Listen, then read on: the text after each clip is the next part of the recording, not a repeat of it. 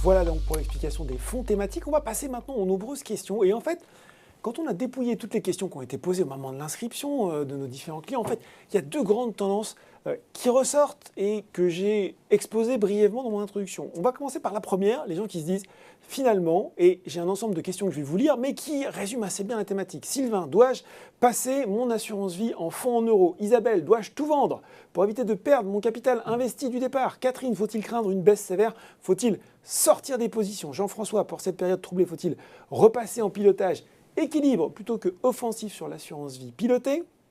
Daniel, je suis en gestion offensive, faut-il faire le dos rond ou passer en gestion prudente? Donc là-dedans, moi je ressors deux questions. En gros, du plus alarmiste, faut-il tout vendre? Alarmiste moyen, faut-il passer sur un mandat de gestion un petit peu moins offensif? Ou le prudent aussi qui se dit, faut-il sortir tout et puis on remet tout sur le fond en euros, on attend que l'orage se passe et on revient? Qu'est-ce que vous répondez à tous nos clients sur ces différentes positions? Je peux peut-être commencer, bien puis, sûr, Mickaël. Olivier, de toute façon, complétera. J'ai envie de dire, finalement, dans toutes ces questions-là, on retrouve un facteur que moi, je partage aussi à titre purement personnel, c'est le facteur émotionnel. Bah oui. On a tous des biais cognitifs assez forts et qui sont liés finalement à une actualité qui peut être brûlante certaines fois et d'autres fois très calme. Et en fait, on a tendance effectivement à réagir et certaines fois à juste titre. Puis Mickaël, on quitte le CAC à 7000, on le retrouve 2 semaines plus tard à moins de 6000, bon, ça peut faire un choc. Tout à fait. Ah. Alors, c'est la raison pour laquelle, face à l'émotionnel, j'ai envie de vous donner un chiffre et en fait quelques principes clés. C'est qu'en fait, quand vous regardez le marché actions, puisqu'en fait, dans les portefeuilles, on a effectivement des thématiques liées aux actions. Et en fait, quand vous regardez finalement dans la vie réelle des entreprises, la composition finalement des performances, c'est du dividende. Est-ce que les dividendes vont être coupés du jour au lendemain, comme on a vu en 2020 ? On ne le pense pas. Donc, c'est-à-dire qu'il y a déjà 3% à peu près en Europe et au niveau mondial, entre 2,5 et 3% de dividendes à capter. Et ensuite, quelle est finalement la capacité de génération de bénéfices des entreprises américaines, européennes, etc. dans le monde? On va dire, même si on prend un cas de ralentissement économique, on est entre 3 et 8% de capacité de livrer finalement des bénéfices. Ce qui veut dire que entre le dividende et finalement le droit, la participation aux bénéfices des entreprises, même dans un scénario plutôt de ralentissement, pas de récession, ce n'est pas notre scénario, on est sur une progression sur les prochaines années en annualisé entre 5 et 10%. Ça ne va peut-être pas faire rêver forcément des particuliers qui ont été notamment... qui seraient rentrés à l'issue, après la crise Covid, mais avec des progressions fantastiques. Même si on est entre 5 et 10%, ça veut dire qu'aujourd'hui, on est à moins 16%, moins 15% sur l'Europe. On est à moins 10% sur les États-Unis. Ça veut dire que quelqu'un qui croit à un scénario, on va dire, de ralentissement modéré, et donc un dividende à capter plus des bénéfices à capter, il y a quand même un rattrapage très important par rapport au scepticisme qu'on a aujourd'hui. Donc, j'ai plutôt envie de dire, aujourd'hui, on pense qu'il faut plutôt faire le dos rond et tirer l'horizon sur un horizon vraiment de moyen terme. Olivier, vous avez quelque chose ? Je vous dirais un peu la même chose qu'on avait évoqué en mars. Alors, ce n'était pas tout à fait le point bas, c'est le 19 mars 2020. Au moment de la crise Covid, on était également dans l'incertitude, dans l'inconnu. Pour autant... mais c'était vraiment une vraie inconnue, puisque là, on parlait de fermeture des économies. Donc, c'était encore... C'était une autre échelle. Et c'était mondial, donc on était vraiment dans quelque chose d'assez violent. Mais on avait aussi dit qu'on pouvait y trouver une opportunité d'investissement pour ceux qui n'étaient pas encore rentrés. Je vais juste rappeler ce qu'on recommande toujours, mais c'est juste... Comment dire, ce sont des réflexes de bon père de famille. C'est quand on n'est pas investi, c'est plutôt d'entrer en plusieurs fois, en 3 fois au minimum, une fois tout de suite, et puis on attend un petit peu et on continue. L'idéal, c'est de programmer des versements parce que là, vous allez lisser les points d'entrée et justement, en étant totalement agnostique de ce qui peut se passer, quand vous avez un flash crash comme ça de marché ou 2020, vous allez finalement acheter un peu dans la descente. Et donc ça, c'est plutôt intéressant. Pour les clients qui sont déjà investis, et c'est là où c'est le plus difficile. Et c'est eux qui nous interrogent sur cette première partie. Et c'est toujours trop long quand ça baisse, et ça faut être très clair, c'est toujours trop long, surtout quand on est dans cette incertitude. C'est là qu'on essaye de garder la tête froide, encore une fois. On n'est pas dans un moment où les sociétés ne sont pas solvables. On ne va pas avoir des défauts de société. On a des inconnus sur les bénéfices. On a déjà connu ce genre de situation après la faillite de Lehman Brothers en 2008. Pour autant, il faut effectivement essayer de regarder un peu plus loin. Et les sociétés dans lesquelles on a investi ont vécu la volatilité. Nous, en tout cas, on les conserve, voire on les a un peu renforcés récemment, en tout cas pour les clients, parce qu'on y croit et parce que ces sociétés-là, finalement, vont bénéficier aussi de tout cet environnement qui va accélérer encore plus qu'on ne le pensait avant tous les éléments de transition énergétique. Laurette nous demande quel est le mandat qui résiste le mieux depuis le début de l'année. Alors ça, j'ai envie de dire que c'est tout à fait conforme à ce qu'on pourrait attendre, ce qui n'était pas le cas en 2020, et je reviendrai sur 2020 au moment de la crise Covid. Cette année, j'ai envie de dire, la hiérarchie des risques est respectée. Le défensif baisse moins que l'équilibré, qui baisse moins que le réactif, qui est un peu toujours entre les deux, entre le dynamique et l'équilibre, qui baisse moins que le dynamique et qui baisse moins que l'offensif. Pour autant, un dynamique baisse un peu moins que le CAC 40, par exemple. Voilà. C'est-à-dire qu'en plus, il a cette faculté d'amortir un peu. Donc, répondre à Laurette, c'est le défensif. C'est le défensif. Qui résiste le mieux. Et 2020, c'était une situation un petit peu différente, parce que là, il y avait une telle trouille sur le marché que les obligations d'entreprise qui faisaient partie aussi de notre univers d'investissement et de nos investissements, parce que c'est là qu'on va aussi essayer d'extraire de la valeur, avaient souffert de rachats, donc c'est juste un sujet de liquidité. Les sociétés, il n'y a pas eu de faillite. Pour autant, vous pouviez perdre autant sur une obligation d'entreprise que sur une action. Donc votre mandat défensif se retrouvait de façon un peu contre-intuitive à baisser quasiment autant qu'un mandat équilibré.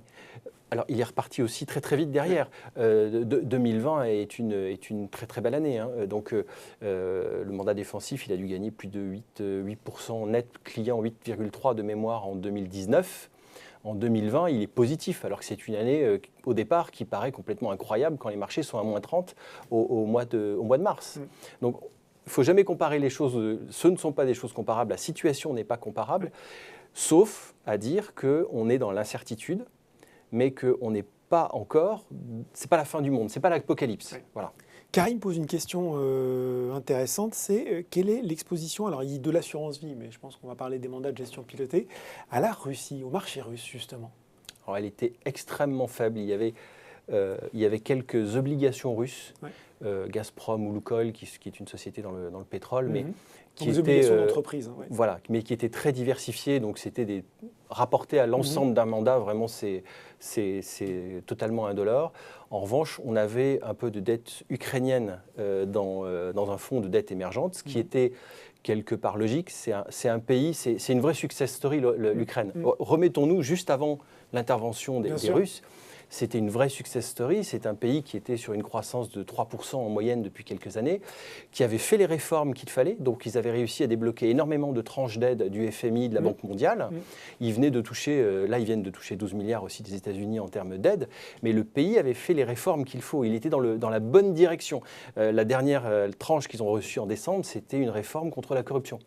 Et en fait, et on avait un rendement de l'ordre de 8% sur la dette ukrainienne, avec un risque par rapport à la dette russe. Ça, on n'en avait pas d'ailleurs, de la dette souveraine russe, il n'y en avait pas, parce qu'effectivement, c'était beaucoup trop cher, sur un plan purement financier.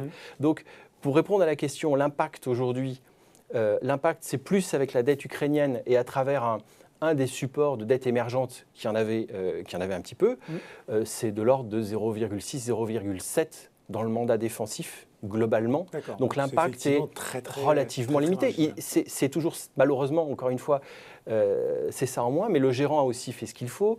Il a beaucoup travaillé les couvertures à certains moments qui ont plutôt bien fonctionné. Après, maintenant, il faut travailler le cas d'école. Si on va vers une sortie qui n'est pas une sortie catastrophique, l'Ukraine, clairement, recevra toutes les aides possibles et imaginables. Donc, il ne faut pas non plus maintenant jeter le bébé avec l'eau du bain. Sachant qu'on a dit que le mandat défensif était celui qui résistait le mieux depuis l'année, vous vous doutez bien que Hiero83 se dit pourquoi pensez-vous qu'il faille modifier ces mandats équilibrés offensifs en mandat défensif, le temps de voir comment évolue la crise. C'est vrai qu'on pourrait avoir envie de faire ça. Alors déjà, on a réduit quand même un tout petit peu notre sensibilité aux actions, globalement. Alors ça, mais je vous coupe Olivier, oui. mais parce que c'était une question de Bruno, justement, quels arbitrages envisagez-vous pour sécuriser autant que possible les fonds actions? Donc il y a déjà un élément de réponse. Alors voilà, la partie obligataire a fait son travail, la flexibilité des obligations fait que, encore une fois, ça a plutôt bien fonctionné dans cet épisode de volatilité. On est dans une surinflation, mais on était déjà un peu dans ce scénario. Donc, en fait, les gérants qu'on utilise ont plutôt bien réagi et ils continuent à travailler tous les jours, ils ne s'arrêtent pas de travailler. Et donc, effectivement, on a bon espoir que la résolution soit bénéfique aussi à toutes ces positions-là. Et dans la partie action, même si on avait quand même réduit un tout petit peu la voilure, c'est toujours difficile de réduire la voilure quand on a eu à nouveau un flash crash comme celui-là. Un des succès, je vais juste reprendre un des succès récents pour la gestion pilotée, au même titre que celui de 2015 ou celui de après la crise de la dette grecque, ou de 2016, en février 2016, là aussi c'était le pétrole et c'était la Chine qui coûtait à ce moment-là, c'est qu'on a su aussi réinvestir ou rester investi, mais en changeant de cheval. C'est un peu ce qu'on vient de faire récemment. Alors on n'a pas changé tous les chevaux, mais on a quand même, repositionner un certain nombre de choses vers des zones avec des biais un peu plus qualitatifs et avec un peu plus de visibilité. Et surtout sans lâcher nos thématiques qui sont des investissements avec des horizons assez longs. En parlant de thématiques, c'est une question très pragmatique de Rousseau, mais je le comprends parce qu'on voit ce qui se passe notamment récemment sur les cours des actions comme Thales, comme Dassault Aviation. Il nous dit, et les fonds qui investissent dans l'armement. Est-ce que est-ce que ça existe en tant que fonds? Est-ce que c'est quelque chose que vous regardez, sachant que je pense qu'il y a une promesse ISR aussi dans l'assurance vie qui, a priori, n'est pas forcément compatible avec ces fonds? Oui, c'est un peu difficile. Oui, ça fait partie bien sûr des gagnants de ce genre de période. Alors c'est vrai que nous sommes engagés dans un process, ça aussi on l'avait dit, en permanence d'améliorer nos métriques ESG, donc environnement, social, gouvernance, à travers tous les supports qu'on utilise, que ce soit les supports actions et les supports obligataires. On est en moyenne aujourd'hui à plus de 84% sous articles SFDR 8 et 9 de la réglementation SFDR. Donc on essaye et on fait progresser ça en permanence. C'est-à-dire que à 84%, j'ai envie de dire qu'on... Donc pour faire simple, des mandats de plus en plus responsables. Voilà. Ouais. Et donc l'armement, déjà, il y a des règles qui font qu'il y a beaucoup de choses qui sont exclues par définition, les armes à sous-munitions, enfin des choses qui sont exclues pour tout le monde.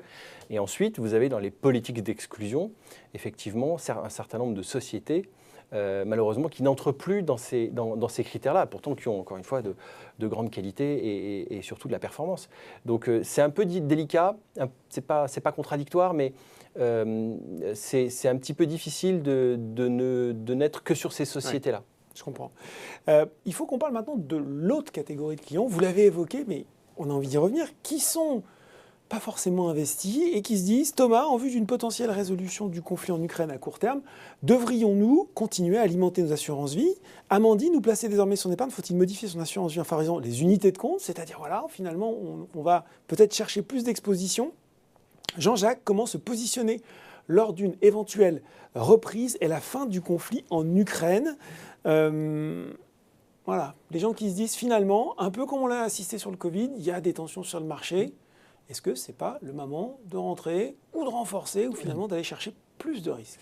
Je pense qu'en fait, je reprendrai ce que disait Olivier tout à l'heure, c'est-à-dire d'avoir nous gérants, nous avons par exemple un process d'investissement qui est clair et que nous cherchons à exécuter. Je pense que pour un particulier, ça peut être tout à fait le même cas, c'est-à-dire se fixer finalement une allocation qui soit régulière, de s'y tenir, en dépit même des facteurs plus émotionnels dont on a parlé, et éventuellement, quand le catalyseur sera vraiment clé et sera avéré, augmenter peut-être son allocation une fois que la visibilité augmente. Mais finalement, je pense que d'avoir finalement un programme d'investissement sur du long terme pour préparer sa retraite avec des dates fixes, d'accumulation progressive, je pense que c'est déjà un bon point. Et ensuite, le renforcement, personnellement, je pense qu'il faudra le mettre en place une fois qu'on aura un catalyseur et une visibilité un peu plus nette. Conséquence directe, messieurs, Olivier, parce que faut-il couper ces virements mensuels temporairement ? Daniel, est-ce une bonne option que de diminuer les investissements mensuels réguliers ? Et oui, ça aussi c'est un réflexe émotionnel. Mon Dieu, ça baisse, j'arrête de verser, je reprendrai. Et c'est pas forcément le bon. Non, c'est vraiment c'est la meilleure solution. La meilleure solution de continuer dans le plan d'investissement qu'on s'était fixé. on en a connu On des explique crises. comment ça lisse peut-être. On commence à en avoir Ouais. connu ensemble quand même un certain nombre de crises. C'est vrai. À chaque fois, elles sont, j'ai envie de dire, plus violentes, plus de volatilité, mais elles ne remettent pas finalement en cause la planète continue de tourner. Et j'ai envie de dire, à chaque fois, on est dans l'exagération. Rappelez-vous le Covid, on a fait la même chose en 2015 avec la crise grecque, le scandale Volkswagen et la Chine. On a eu la même chose en 2011 avec la crise de la zone euro. Et en fait, à chaque fois, il faut bien voir que quand on regarde froidement, et comme on l'a fait tout à l'heure sur le 5 ans, mais on pourrait le faire On depuis étend un petit peu la 10 ans. courbe sur les années. Et finalement, entrer régulièrement, ça permet de lisser son point d'entrée. Mais effectivement, il faut arriver, je ne dis pas que c'est simple, et on a tous les mêmes réflexes, et c'est tout à fait humain, mais il faut garder son plan de départ, garder la tête froide, et surtout quand on est dans quelque chose qui paraît un peu exagéré, alors qu'on était dans une économie qui était en croissance, et on l'avait dit la dernière fois, très solide, donc avec aussi une capacité d'absorption qui fait qu'aujourd'hui, dans notre scénario, on peut aller vers ce qu'on appelle la stagflation, c'est-à-dire, on va dire, Moins de croissance, un peu plus et de d'inflation, l'inflation, oui, mais on ça, n'est c'est pas du génial. tout pour l'instant dans un scénario de récession. Alors il faudrait que les choses s'aggravent encore plus. Donc en clair, la réponse, c'est, à mon sens, il vaut mieux continuer sur le même plan d'investissement. Bon, on a deux questions. On revient sur les performances de Cloro et Nicolas. Nicolas qui dit « J'ai -8 ouvert en août 2017. Je suis en mandat défensif. Je ne comprends pas les résultats qui ont été présentés. Cloro, je suis en gestion pilotée et mandat équilibré depuis 2017 et je suis en perte de capital de 5,2%. Ça ne ressemble pas au tableau que vous avez montré. » Alors, on n'est pas sur la bonne période. Depuis quelle période exactement? On a 2017, ouais, c'est ça, pour les deux. Août 2017, et alors il ne dit pas précisément la période, Cloro, mais c'est 2017 alors, aussi. Là, ce qu'on a présenté, c'est vraiment, comme c'est au 31-12 sur 5 ans, ça nous fait remonter effectivement fin au 31-12-2017. Enfin, vous voyez, c'est vraiment Il faut voir, il y a là, un problème de point d'entrée. Ouais. Le point d'entrée, c'est toujours crucial. Après, on voit bien, je reviens aussi dans la contribution de ce qui a amené aux performances de l'an dernier. Le principal détracteur, c'est la Chine, comme on l'a dit, ce sont les actions chinoises, qui était aussi le principal contributeur les 2 années d'avant. Et effectivement, malgré tout, et même si on avait réduit un peu les positions, ça n'a pas empêché le fait de la régulation sur le secteur de la technologie, notamment et surtout sur le secteur de l'éducation, qui était une de nos grandes convictions, qui du jour au lendemain sont devenues des sociétés à but non lucratif. Donc ça, c'est une décision de l'État dans le cadre de sa politique de prospérité commune. Ça nous a coûté cher au sens, en termes de performance. Les fonds chinois ont pesé sur la performance en 2021. Mais c'est la même chose quelques années avant. On le voit d'ailleurs dans l'offensive qui a toujours eu des positions émergentes et donc chinoises assez importantes. Finalement, sur 10 ans, il fait quasiment la même performance qu'un mandat dynamique. Mais il y a un impact de la Chine et des émergents qui ont toujours une prépondérance dans le mandat offensif. Après, je pense que sur ce genre de sujet, il faut vraiment qu'on regarde éventuellement, avoir un peu plus d'informations, qu'on puisse répondre de façon précise. Mais les points d'entrée, c'est toujours la vraie question, en fait. Forcément, on parle de crise. Monsieur, ça ne va pas vous surprendre, on parle d'or. Et c'est une valeur refuge comme l'or dans l'assurance vie. Alors déjà, ça, je ne sais pas si c'est possible d'intégrer de l'or dans l'assurance vie. Puis peut-être plus généralement, est-ce que c'est le moment d'acheter de l'or? L'or physique, malheureusement, non. Voilà, ça, c'est pas possible. Ça, c'est pas autorisé dans l'univers d'investissement de l'assureur, puisque, encore une fois, on recommande des allocations d'actifs pour Generali, qui est notre partenaire sur la partie assurance. Et donc, malheureusement, ce n'est pas autorisé. Pardon. Mais est-ce qu'il faut succomber à la tentation d'acheter de l'or? Plus généralement, je ne sais pas, peut-être... C'est vrai que la tendance, la trajectoire actuelle de l'or, c'est l'un des actifs qui se démarque vraiment. Exactement. Et je comprends tout à fait la question de votre auditeur. L'or est en train de revenir, en tout cas, il tutoie les anciens points hauts. Exactement. Maintenant, moi, j'aurais quand même une méfiance. C'est que si vous avez des taux qui augmentent fortement parce que vous allez vers un quantitative tightening, c'est-à-dire une normalisation, un resserrement monétaire, à ce moment-là, vous allez avoir vos taux réels qui vont être positifs, pas positifs, mais en tout cas qui vont remonter. Et généralement, l'or n'aime pas trop les phases où les taux remontent. Donc, bien sûr, il y a le facteur géopolitique, mais une fois qu'il sera passé, si on est proche d'un pic de stress, il faut faire attention parce que voilà, on est dans un moment un peu aussi émotionnel sur les marchés des métaux précieux. Donc, Moi, Oui, j'ajoute évident. juste une chose, ce sont les banques centrales qui ont perturbé un peu les volumes sur le marché de l'or ces derniers temps, notamment la banque centrale russe, qui a rechargé pas mal d'or et donc effectivement, qui a, en termes de volume, qui a fait une bonne partie aussi du marché. Moi, quand je regarde une autre crise dans laquelle on s'est posé les mêmes questions, qui était la crise de la zone euro en 2011, le marché commence à baisser. Marché européen essentiellement. L'or commence à monter. Si ça commence à baisser vers la mi-août, si vers la fin août, septembre, vous achetez de l'or, en fait, vous passez votre temps à perdre de l'argent parce que derrière, la crise, elle est déjà arrivée. Vous voyez ce que je veux dire? C'est-à-dire que c'est une protection contre une crise, mais qui a déjà eu lieu. Et je vous dis, moi, ce qui m'ennuie le plus au-delà de ça, c'est le fait que les stocks des banques centrales, quand vous avez la Chine ou la Russie qui commencent à faire bouger ces stocks, on n'est pas dans quelque chose d'assez facile à analyser. Vous voyez, on est vraiment dans quelque chose de pas très fondamental au sens les fondamentaux de l'économie. Voilà, Bien sûr. Alors, pas très facile à analyser, ça tombe bien parce qu'on a parlé d'or, on va parler de crypto-monnaie maintenant. Caroline, faut-il investir sur les crypto-monnaies? Chérif, n'est-on pas en retard dans la crypto-monnaie en France à l'heure où d'autres pays proposent des investissements dans ce secteur? Ça aussi, c'est pas simple à analyser les variations de la crypto-monnaie, Michael. Alors, moi, je comprends tout à fait oui, là aussi, réaction le fait normale. que, effectivement, quand on voit aussi la dynamique des crypto-monnaies, je pense qu'il ne faut surtout pas blâmer les personnes qui ont utilisé les crypto-monnaies comme une source de création de valeur. Alors, c'est vrai, c'est plutôt très volatile. C'est quand même très corrélé finalement, et ça, j'ai envie de revenir et de revisiter finalement ce qu'on pense des crypto-monnaies. Enfin, si la trajectoire a été si forte, c'est qu'en fait, on a eu aussi un excès de liquidité mondiale qui a fait qu'il a fallu aussi placer cet excès de monnaie cash, dans le système. Oui. Voilà. Maintenant, nous, on n'utilisera pas effectivement ce type de support. Premièrement, parce qu'il n'apporte pas tant que cela de la diversification. Il est plutôt corrélé. On voit que les cours avaient beaucoup baissé avec la remontée des taux. Oui, tout à fait. Et puis, j'ai envie de vous dire, dans notre croyance, en termes de gestion, on a envie d'investir dans l'économie réelle, que ce soit dans les obligations des entreprises ou dans l'histoire industrielle des entreprises. Donc, c'est vrai que c'est un petit peu éloigné, finalement, de cette philosophie de gestion. Et surtout, la crypto-monnaie a été plutôt un outil de spéculation avec des sources de création de bénéfices assez rapides. Nous, on est plutôt sur finalement du long terme. Allez, on a fait la crypto et forcément, on est en France. On va parler d'immobilier. Cédric, faut-il privilégier l'investissement immobilier plutôt que l'assurance vie en cette période incertaine? Et je le comprends, Cédric, on se dit finalement, voilà, on est reparti pour une crise. Un petit investissement locatif, j'ai de la pierre, j'ai du solide. C'est tentant ça aussi. Alors, il y a une chose qu'on a du mal à voir quand on est dans une période comme celle-ci de guerre ou de conflit qui est finalement à nos portes, c'est qu'en fait, quelle est la valeur de votre bien immobilier si effectivement il y a une guerre qui se propage et qui s'embrase?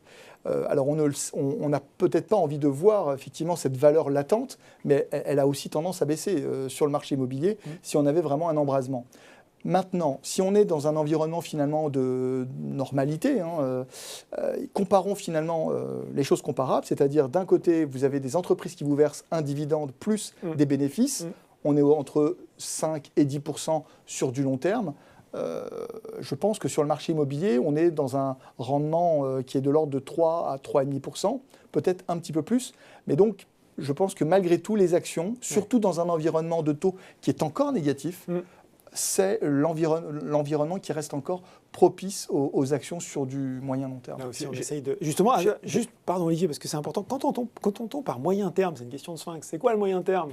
Alors, le moyen terme, j'ai envie... Alors, pour un gérant d'actifs, c'est effectivement du 3 ans à 5 ans. Voilà. Maintenant, je pense que pour vos auditeurs, c'est très important de regarder effectivement les notices d'information, parce que je sais effectivement, et vous le verrez, un mandat défensif, et là-dessus Olivier pourra compléter, un mandat défensif aura effectivement un horizon d'investissement un peu plus court qu'un mandat soit équilibré ou voire offensif.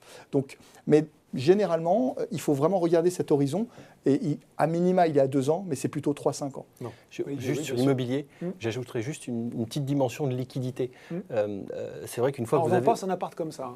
Voilà, c'est un petit peu plus compliqué, alors que malgré tout, le contrat d'assurance, même si on parle d'investissement à long terme, qu'on rentre dans un schéma d'assurance vie qui est de l'ordre de 8 ans, auquel il faut aussi regarder les horizons d'investissement du mandat que vous avez sélectionné. Pour autant, c'est liquide. c'est liquide tous les jours. Donc on est dans une notion aussi qui est un petit peu différente. Voilà. Mais encore une fois, les deux ne sont pas non pas incompatibles, évidemment, mais répondent pas non plus tout à fait aux mêmes objectifs de patrimoine. On l'a dit, cette situation n'est pas comparable à celle qu'on a vécue il y a quelques années. Pourtant, Valérie se demande, une nouvelle crise financière est-elle possible? La solidité des banques françaises est-elle à toute épreuve? Parce que c'est vrai que là aussi, quand on est épargnant, au départ, on dit tout va bien, et puis on se dit, mais finalement, est-ce que, surtout quand on entend parler de sanctions, on entend parler de SWIFT, on entend parler des banques, leur exposition. Alors là-dessus, effectivement, généralement, un crack, ça vient souvent du monde financier. Ouais. 2008, effectivement, le canal de contagion a été finalement directement lié au secteur bancaire. Entre-temps, nous avons eu une réglementation qui a été beaucoup plus forte en Europe qu'aux États-Unis. D'ailleurs, on peut aussi voir qu'effectivement, il y a eu une différence dans les performances opérationnelles du système bancaire européen versus américain, parce qu'il y a eu plus de réglementation. Mais par contre, l'envers de cette pièce, c'est qu'en fait, le monde bancaire est beaucoup plus sûr qu'il y a 5 ou 10 ans. Parce qu'effectivement, vous avez les ratios de Bâle qui ont été mis en place, avec finalement une quotité plus élevée finalement de capital réglementaire à mettre au niveau des banques. Et donc, globalement, vous voyez que le système bancaire italien, espagnol, français, effectivement, aujourd'hui, il n'y a pas de problème de financement. Il y a effectivement en plus une performance qui est très solide. Les performances en 2021 ont été excellentes. Société Générale est la première société du CAC 40 à avoir progressé. Mais derrière, il y a une réalité. Il y a des bénéfices, des dividendes et surtout une solvabilité qui est sans comparaison avec le monde d'il y a 10 ans. Il y a des questions là pour Olivier, pour savoir si vous bossez bien tous les jours. Vincent, je souhaite savoir si vous vous occupez de nos fonds actions au jour le jour. Claire, quand faites-vous des arbitrages sur les contrats en gestion? À quelle fréquence? Et Monsef, les bons arbitrages sont-ils bien effectués? Quels éléments de réassurance pouvez-vous nous donner? Alors déjà sur le process, la façon dont on travaille, qui est un process qui a été défini depuis l'origine avec à nouveau l'assureur Generali. Le rythme moyen, c'est d'un ordre, un arbitrage, une recommandation d'arbitrage tous les mois, sur laquelle on travaille effectivement en permanence. On n'attend pas la veille. C'est pas parce que vous arbitrez pas non, tous les jours on est plutôt toute la journée dessus, effectivement, et on ajuste les choses. Parce que la mécanique de l'assureur fait que c'est un petit peu long à traiter et que du coup, on peut quand même passer c'est ce qu'on vient de faire, des ordres parfois un peu en urgence, mais le rythme, c'est celui-là. D'ailleurs, à ce sujet, pour aussi revenir sur le fait que on est bien sur des portefeuilles tous diversifiés. On voit l'impact de la Chine, mais qui avait aussi bien rapporté les années d'avant. On fait quand même un reporting de fin de mois, donc il y a 12 reportings par an de façon obligatoire, et un reporting à chaque fois qu'on fait un changement d'allocation. On explique ce qu'on a acheté, ce qu'on a vendu, on cite même les supports. Quand on entre un nouveau support, on essaye d'expliquer un petit peu rapidement en quoi ça consiste. Derrière, exactement. Ça, c'est dans l'espace client, dans mon assurance vie, mes documents. Nos points trimestriels, voilà. vidéo. Ça, c'est facile à trouver. C'est important de garder ce point de communication, parce que là aussi, on passe beaucoup de temps à écrire ces reportings. Ça permet aussi de s'extraire de la présentation, notamment du côté assureur, qui est assez comptable. C'est-à-dire qu'on reçoit une liste à l'après-vert. Là où ils sont bien triés par action thématique, action américaine. Vous avez les obligations, dans quelle catégorie elles sont. Et quand on fait des arbitrages, on explique clairement ce qu'on a fait et pourquoi. Et vous avez toutes les métriques, les performances historiques, les volatilités. Vous avez absolument tout pour les 5 mandats. Bon, voilà, ça c'est très clair. Une question, on parlait de crise financière. Il y a un autre paramètre à prendre en compte en ce moment, et on s'en est rendu compte, c'est l'euro qui baisse. Alain nous dit, y a-t-il un risque de dévaluation de l'euro? Parce que nous aussi, pauvres automobilistes à la pompe, on voit bien que ce n'est pas la même chose entre un pétrole à 130 $ quand l'euro est beaucoup plus fort que maintenant quand il est presque à parité avec le billet vert.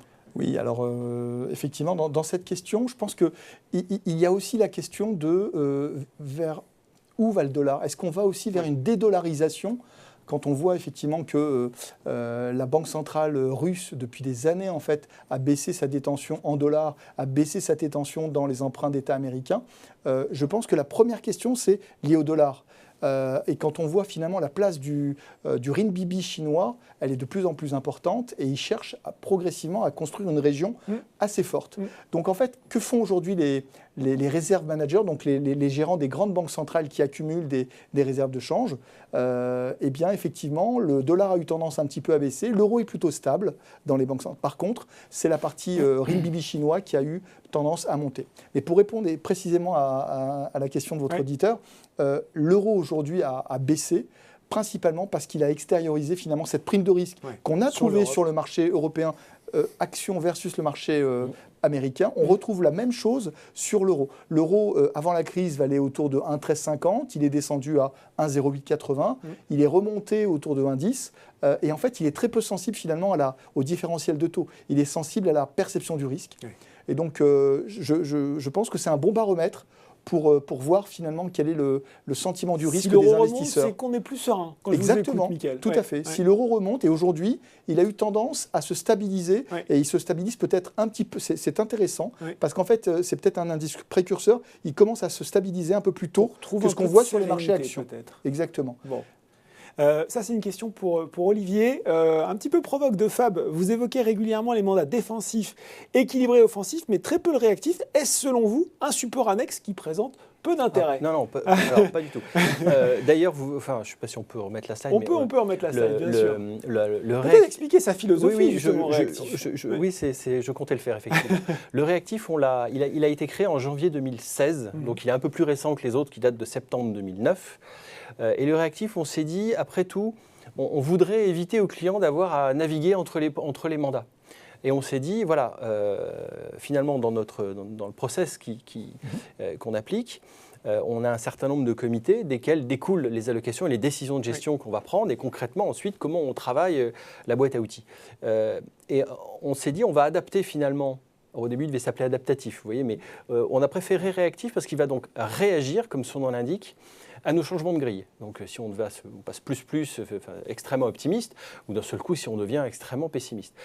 Historiquement, il a toujours finalement navigué entre, on va dire, l'équilibré qui est un petit peu en dessous et le dynamique. C'est-à-dire qu'il a une vocation à être beaucoup plus réactif. Et effectivement, quand il y a certains arbitrages, on se retrouve à pouvoir enlever ou rajouter 10% d'actions en une fois, justement, ce qu'on fait rarement dans les autres. Question qui disait comment justement vous l'orientez en ce moment, ce mandat réactif? Alors, il était effectivement, c'était le cas entre le dynamique et en termes de sensibilité action. Il était effectivement entre le dynamique et l'équilibré. Là, on vient de il se rapproche un peu d'une position un petit peu médiane, mais on ne veut pas, dans la mesure où on est à nouveau dans un moment de grande volatilité, il n'est pas un bear market rampant, où là, on serait déjà quasiment proche du défensif. En l'occurrence, il ne faut pas il faut pas se déshabiller tout de suite. Si effectivement, d'un seul coup, la volatilité baisse, on commence à avoir une issue peut-être politique, et que d'un seul coup, les sanctions ne sont pas mises en œuvre, ou en tout cas qu'elles sont édulcorées, on peut avoir une résolution finalement assez rapide et avoir une courbe en V comme on l'a connue. Ça, c'est la version optimiste. Mais dans ce cas-là, si ça arrive, vous n'avez pas le temps de revenir. Vous voyez ce que je veux dire? En tout cas, ça veut dire que vous avez un peu déchargé. Donc, il reste encore assez médian. Il faut bien le dire, entre les deux. Mais comme je le disais tout à l'heure, la question sur la performance 2022 depuis le début de l'année, effectivement, il a une position entre l'équilibre et le dynamique. Donc, ce n'est pas un annexe qui présente peu d'intérêt. Pas du tout.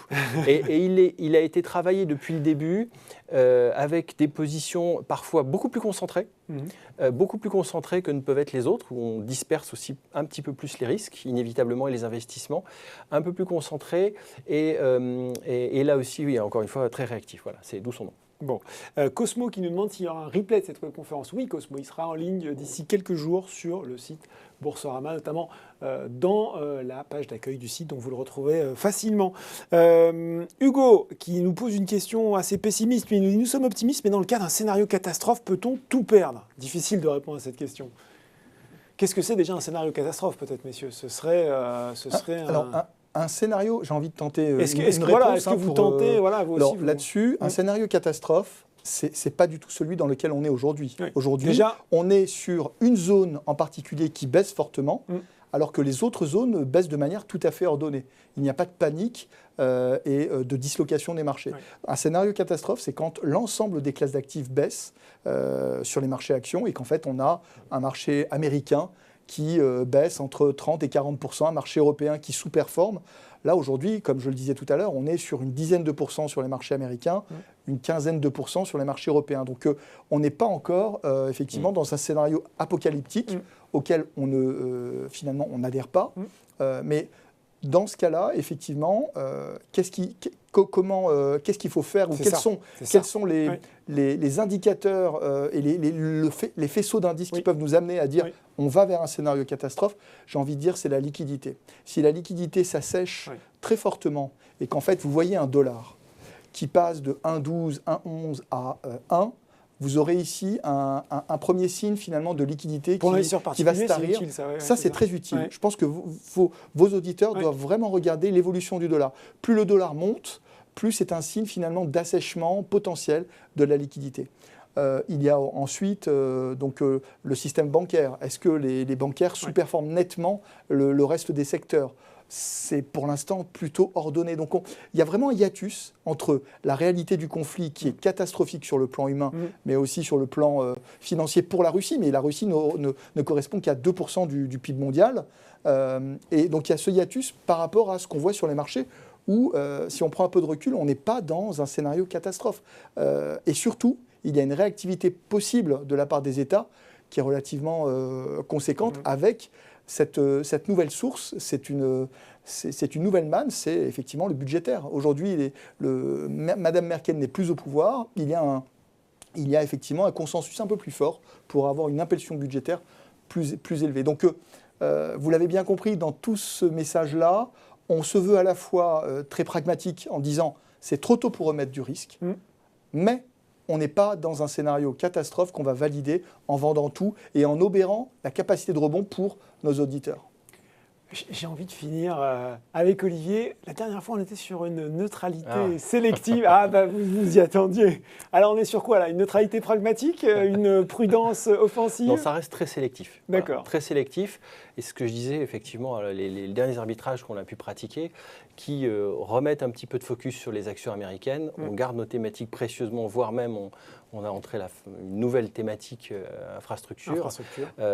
Parce que ça fait partie des choses, comment dire, encore une fois, c'est le bon moment. Voilà. Nous, on a envie aussi de faire un peu notre marché à un moment où, tant qu'on n'a pas cette crise de liquidité, où, comme on l'avait connu au moment de la faillite de Lehman Brothers, les banques qui ne s'échangeaient plus entre elles parce qu'elles avaient aussi encore plus peur de ce qu'avaient dans leur bilan. On n'est pas du tout dans cette situation-là. Et les entreprises sont solvables. Il y en a certaines qui vont être impactées, encore une fois, le bilan humain est absolument affreux, mais la planète ne va pas arrêter de tourner. Donc dans ce cadre-là, on va rester vraiment dans la sélectivité. Bon voilà, c'est sur ces notes positives, prudentes mais positives qu'on va terminer. On a fait 1h12, on espère qu'on a pu répondre à toutes vos questions. Effectivement, si vous n'avez pas pu tout voir, le replay sera disponible d'ici quelques jours sur le site Boursorama. Merci beaucoup, messieurs, de ces conseils. Bienvenue dans cette période troublée, mais sur lesquelles, voilà, moi j'ai retenu qu'il fallait reprendre un petit peu de distance et puis analyser les choses avec raison. Complètement. Merci. Moi, j'ajouterais juste un petit mot de la fin, si je peux me permettre, mais c'est pas quand on est dans la zone de turbulence qu'il faut lâcher le manche. Donc, vos clients peuvent compter sur nous pour garder le cap. Bon, voilà, très bien. Et puis restez encore avec nous quelques minutes, quelques secondes, c'est rapide, le temps de répondre à un court questionnaire de satisfaction, de façon à ce que nous puissions encore vous proposer de meilleurs moments d'échange quand il le faut, quand vous en avez besoin. Merci beaucoup, très bonne soirée, à bientôt.